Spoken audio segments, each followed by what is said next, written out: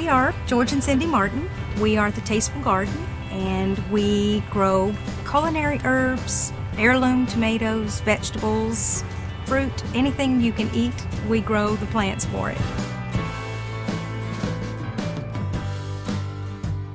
I started out with just the smallest amount of business sense, and you have to have a sense of creativity because the money's not going to be there to spend for a lot of advertising.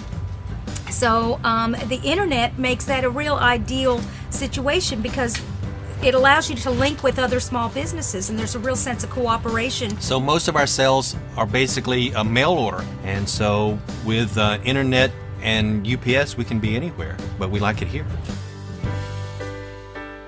I started to learn about gardening at a real late stage of my life, and I hadn't done much before that, and I didn't really know where my food came from the grocery store, and I mean, that's where I thought it came from.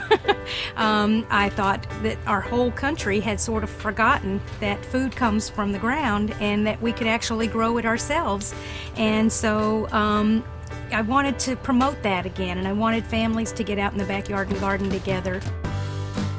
You know, organic produce, and as a general rule, doesn't look as pretty as you know, the stuff that's in all the picture books of what a tomato's supposed to look like. But the flavor is there, and people notice it as soon as they take one home and taste it. They come back and they say, "Where are those ugly tomatoes?" You know. So what you're really going for is that flavor and that taste and the variety. Here at the Tasteful Garden, we grow about 45 different varieties of heirloom tomatoes. We have brandywines, we have mortgage lifters, we have better boys and early girls, and we have some new called Flame. We have green zebra, we have purple calabash, we have black crim, black cherry, black brandywine, and this is where they all came from. We are definitely a web farm.